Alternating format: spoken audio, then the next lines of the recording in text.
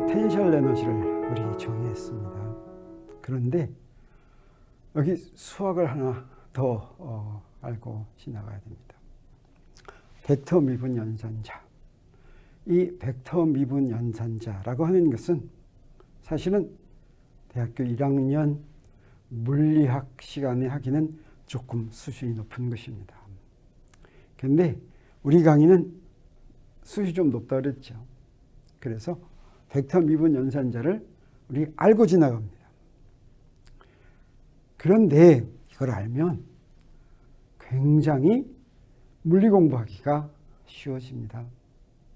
그것에 비해서 벡터 미분 연산자를 이해하는 것은 그렇게 어렵지 않습니다.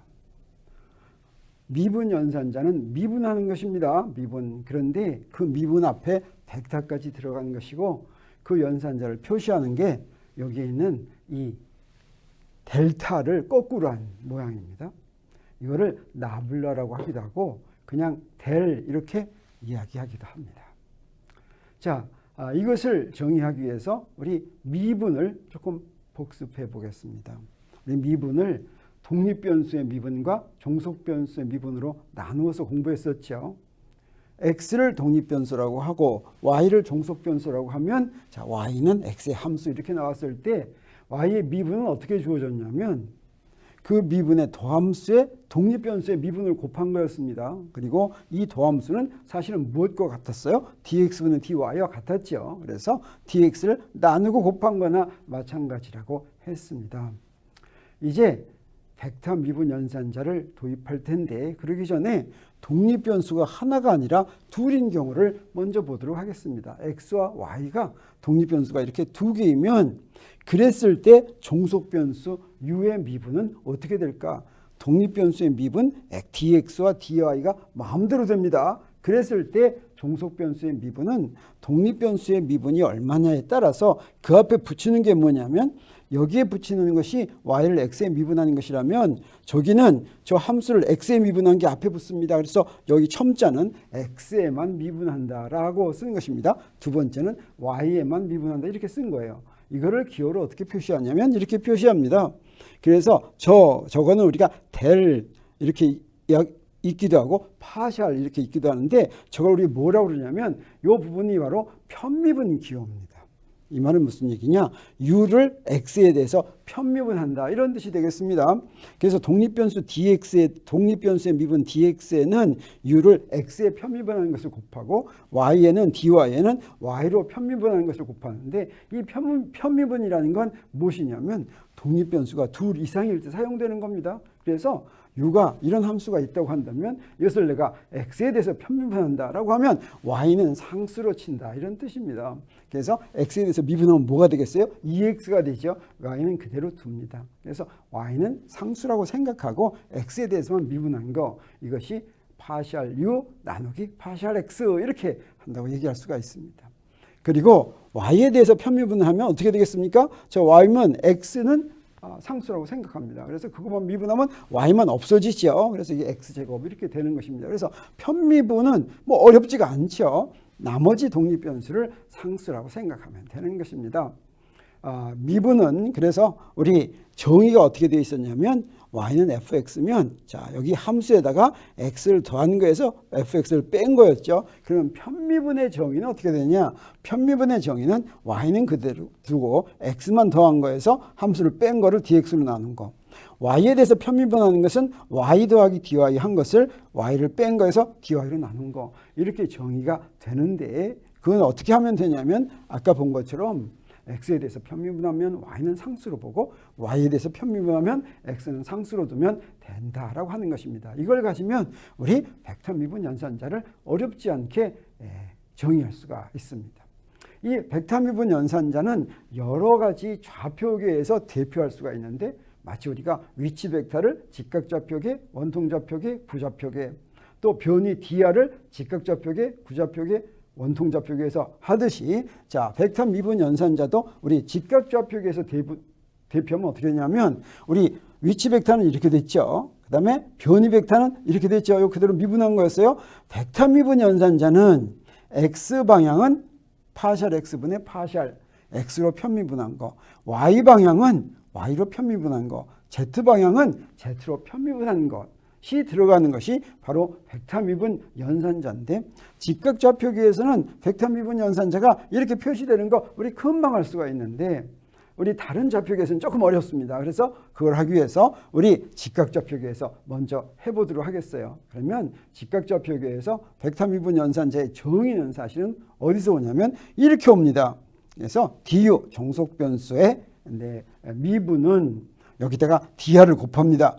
덧 프로덕트를 시켰어요. 이것도 벡터죠. 그래서 델 u, 이걸 나중에 배우겠지만 그레디언트 u라고 하는데, 그레디언트 u, 벡터 미분 연산자에다 u를 곱하면 벡터가 됩니다. 이 벡터에다가 dr을 스칼라 곱했을 때 그것이 du가 되도록 하는 거, 이건 어떠냐면 우리 이것과 비교하면 dy가 우리 독립변수가 하나일 때는 dx분의 dy에다 dx 곱한 거였죠. 독립변수가 3개씩 되니까 여기 R 벡터, 위치 벡터의 미분에 앞에 곱해주는 거, 이것을 벡터 미분 연산자 한 것으로 정의를 하는 것입니다.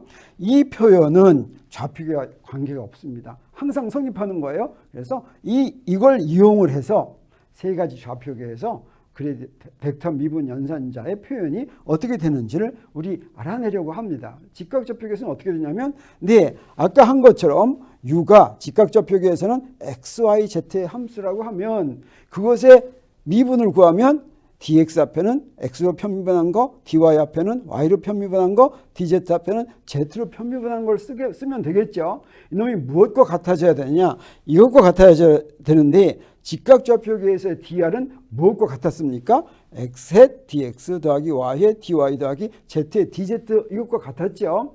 그런 것이 요 두 개를 곱하니까 요 놈과 같아지려면, 그러면 요 놈은 어떻게 돼야지 되느냐? 요렇게 되어야지 두 개를 곱하면 요 놈하고 요 놈하고 곱하면 이게 됩니다. 왜 그러냐면, 자, 여기서 보면, 자, 여기 저 앞에 있는 요게 되려면 요 놈하고 뭘 곱합니까? 요거하고 곱해야 되죠. 여기다 dx만 곱하면 저게 되겠어요.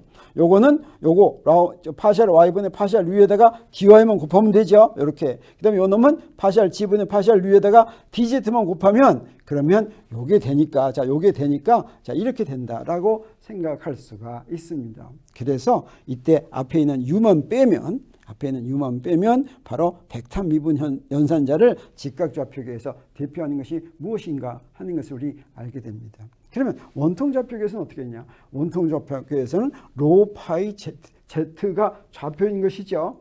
그때는 이렇게 되는데, 벡터 미분 연산자는, 자, 여기 조금 달라집니다. 여기 어떻게 해서 달라졌느냐? 자, 이게 로 파이 z의 함수라고 하면 u가, 요 놈의 미분은 어떻게 됩니까? 우리 함수일 때는 어떻게 돼요? 로에 대해서 미분하고 d로 곱하고, 파이에 대해서 미분하고 d파이 곱하고, z에 대해서 미분하고 dz 곱했죠. 이놈이 무엇과 같아야 됩니까? 이거 그레디언트 u의 dr을 덧프로덕트한 거와 같아야 되는데, dr이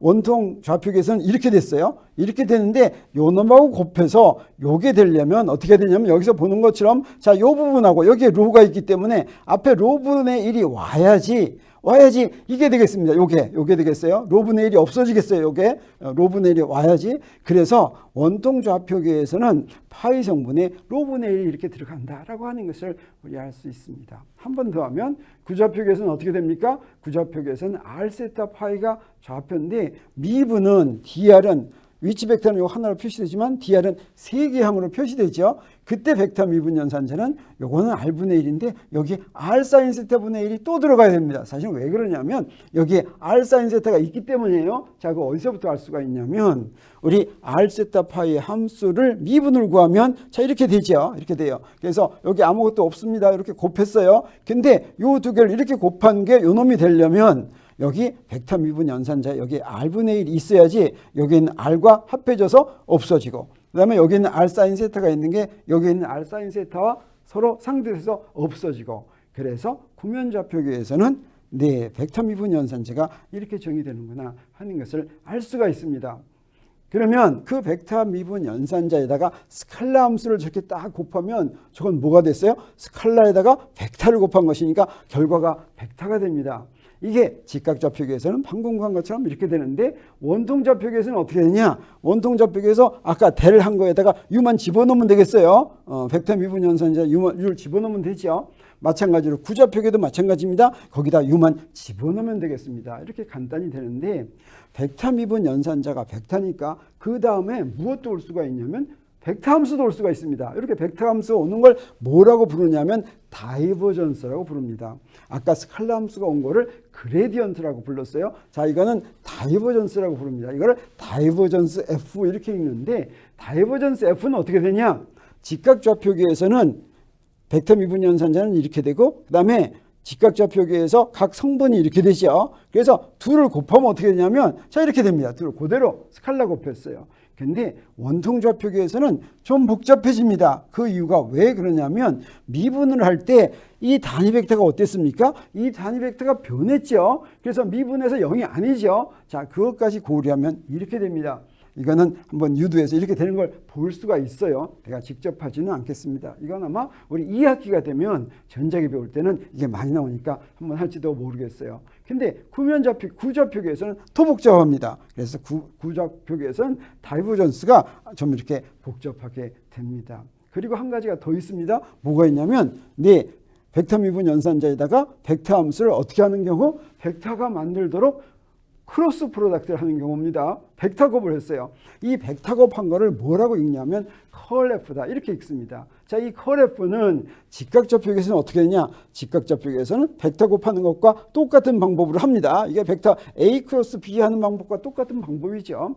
근데 이렇게 했는데 사실은 그 단위 벡터도 다른 좌표계에서는 단위 벡터도 미분하면 0이 아니기 때문에 계산은 어떻게 되냐? 항이 더 많아집니다. 여기 이런 것들이 더 들어가요. 네, 계산하면. 그 다음에 구좌표계에서는 더 복잡해집니다. 이렇게 굉장히 복잡해지는 것을 우리 계산할 수가 있습니다. 이렇게 벡터 미분 연산자를 이용해서 그 다음에 스칼라 함수가 오면 벡터 미분 연산자가 이렇게 정의되는데 가장 간단한 직각좌표계를 본다면 여기에 스칼라 함수가 오는 거를 그레디언트 U라고 하는데 그레디언트 U를 직각좌표계로 표현하면 여기다 U만 이렇게 집어넣게 된다.